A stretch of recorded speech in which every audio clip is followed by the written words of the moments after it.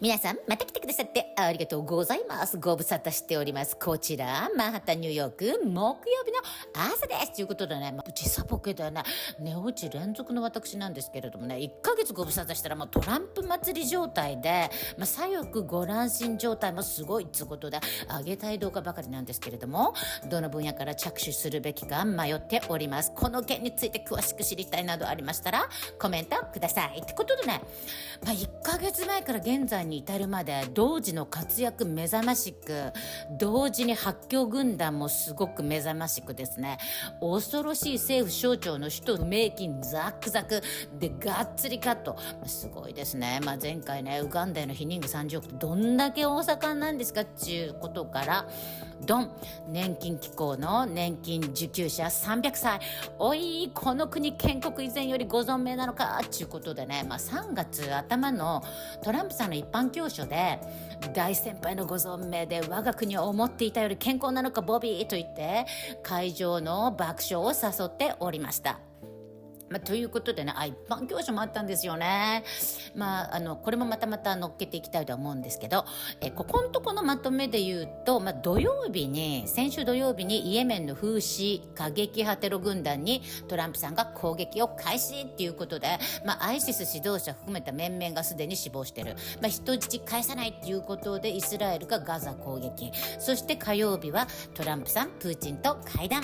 プーチンさん停戦に同意っていうことで、その他同じ火曜日に宇宙ステーションに置き去りにされた2人の宇宙飛行士をイーロン、スペース X、NASA とともに救出成功、無事地球に帰還、お帰りなさいということで2頭のイルカがお出迎えしてくれました。さらに火曜日には JFK ファイルとうとうリリースされました。今日のっける動画はね、おそらく日本ではきっと正しく報道されないであろうフーシ派テロ組織の攻撃に関する動画、驚きの無駄遣いの公開聞き取り、一般教書でゲスト出演した少年のほっこり動画、最後にミニーロンこと X 君の可愛らしい動画も載っけたいと思います。このね、フーシ派の問題はドン。こんな感じでね、日本もね、2023年に日本郵船が打破されて、1年半も人質が解放されずに、挙句の果てに、人質解放されたけど、船は返してもらってないんですよね、未だに。そして日本政府が何をしたかというと、断固非難する。これだけなんですね。これ聞くと思いますか、テロリストに。だからいくらでもやられちゃうんですよ。そういうもんですよね、テロリストっていうことでね、やっぱりこれをトランプさんがもう我慢できないということで攻撃をした。これに関してはね、やはり日本は感謝してもトランプさんを叩くべきではないと思うんですね。日本も例えばドイツ、フランス、イギリス、こういうところから商船を持って輸入してるわけなんですよ。だから拿捕されて断固非難する、これだけしか言えない日本は、やっぱりトランプさんが立ち上がって実際自国の軍を持って世界の安全な航海を担保しようとするこの行動に対して感謝するべきじゃないかなと思っておりますので、それを踏まえてみてください。どうぞ。With President Trump's new message to Iran, with the commander-in-chief ordering a powerful and deadly attack against Iranian-backed Houthi rebels in Yemen over the weekend. Multiple rebels dead after the strikes hit the intended targets in Yemen's capital city on Saturday. With President Trump writing on Truth Social, the Houthis have waged an unrelenting campaign of piracy, violence, and terrorism against American ships, aircraft, and drones. Your attacks must stop starting today. And if they don't, hell will rain down upon you like nothing you have ever seen before. Is the nation's Secretary of Defense, Pete Hegseth. Mr. Secretary, great to see you this morning. Thank you for being here. Can you tell us how it all went down on Saturday? Well, it all went down because an era of peace through strength is back. Just like in his first term, President Trump had to deal with the weakness of President Obama and get rid of ISIS, and he did it more quickly than anybody else. We're sitting on 4 years of deferred maintenance from Joe Biden, where in particular, when you talk about the Houthis, they were allowed for over 100 times to shoot at U.S. Ships, to shoot at commercial shipping. 4 months ago, when we sent a ship through, it was shot at 17 times. Ships haven't been able to go through for over a year without being shot at. Freedom of navigation is basic. It's a core national interest. And President Trump has said, we will restore that and we will be unrelenting. I want to be very clear. This campaign is about freedom of navigation and restoring deterrence. The minute the Houthis say, we'll stop shooting at your ships, we'll stop shooting at your drones, this campaign will end. But until then, it will be unrelenting. We got the reports last night, Maria. The Houthi capital felt like an earthquake. Dozens and dozens of precision heavy munitions dropping precisely on the targets that we wanted to hit, sending a very clear message. And the message is clear to Iran as well. And the president said it in his truth. Your support of the Houthis needs to end immediately. We will hold you accountable as the sponsor of this proxy. And I echo his statement. We will not be nice about it. This is not the Biden administration. The message is clear. We will come after the Houthis until they stop shooting at our ships, and the Iranians better stay out of it.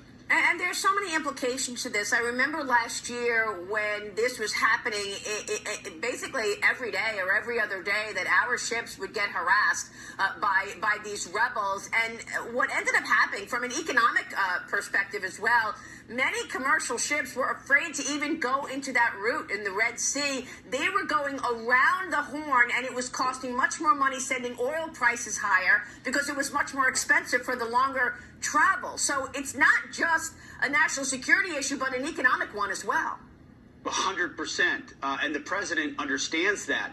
Global shipping, global commerce, when it's threatened by effectively pirates and piracy, and you have to divert and go an extra 2 weeks costing millions and then eventually billions of dollars, you're being held hostage by a terrorist organization. Remember, the Biden administration took off the foreign terrorist organization designation of the Houthis. That's right. President Trump restored it. We're squeezing them economically. We are pounding them militarily. By the way, to the Houthis, this isn't a one-night thing. This will continue until you say we're done shooting at ships, we're done shooting at assets. We don't want a long, limited war in the Middle East. We don't care what happens in the Yemeni civil war. This is about stopping the shooting at assets in that critical waterway to reopen freedom of navigation, which is a core national interest of the United States. And Iran has been enabling the Houthis for far too long. They better back off. For 5 minutes. Thank you, Chair Lady. Mr. Roman, are you aware that we are sending $40 million a week to the Taliban? Yes, sir.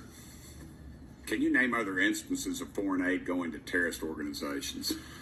We have assisted al-Shabaab in Somalia. There's been instances of the Hamzi network in Sudan, Hamas, Islamic Jihad, Hezbollah, Kataiba Hezbollah, Hayat Tahrir al-Shams in Syria. Dozens of terror organizations have received indirect assistance from U.S. foreign aid. Could you elaborate a little bit on the mechanisms in place that are to stop foreign aid from going to terrorist groups, and why are they not working if we have any in place? Sure. And I would note that these are... Let's use Gaza as our case study. $2.1 billion in American taxpayers' money to Gaza since October 7th when Hamas invaded southern Israel. USAID money was going in terms of an emergency use authorization to try to go to parties that USAID formerly had a relationship with in the Gaza Strip.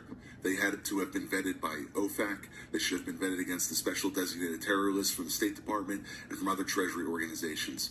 Waivers were granted because they said that there was an emergency use to have that money come in to Gaza, thereby jettisoning the usual typical screening procedures. As a result, 90% of aid that was going from the United States by way of its agents in Gaza ended up in Hamas-controlled areas.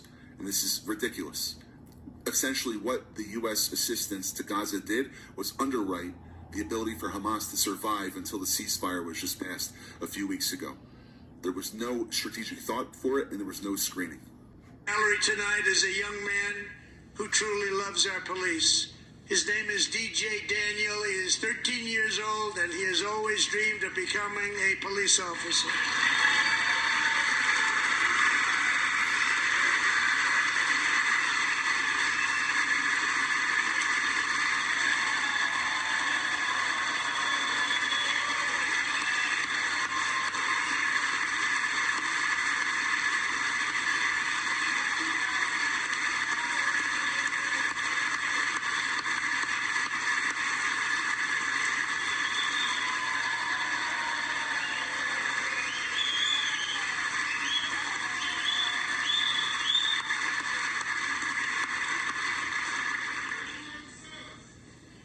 2018, DJ was diagnosed with brain cancer. The doctors gave him 5 months at most to live. That was more than 6 years ago.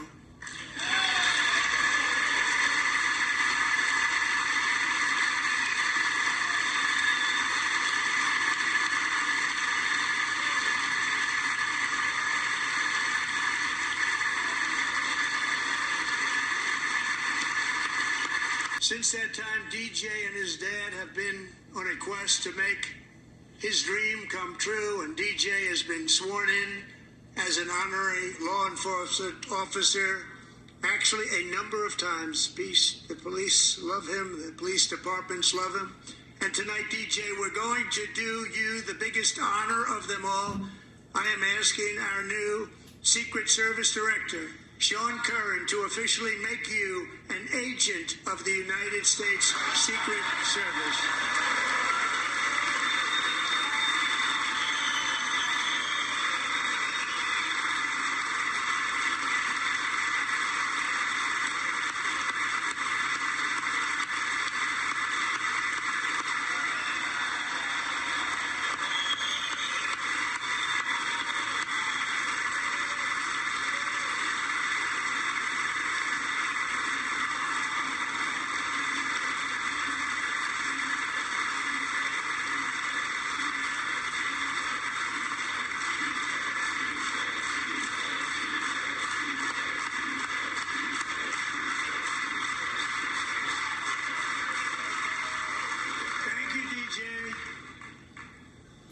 DJ's doctors believe his cancer likely came from a chemical he was exposed to when he was younger.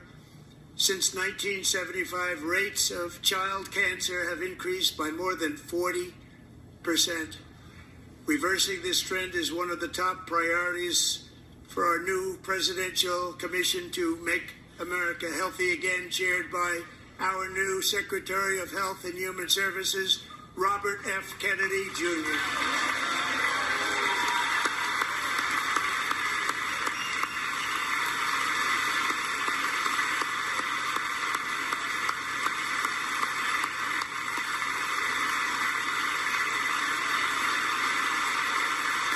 With the name Kennedy, you would have thought everybody over here would have been cheering.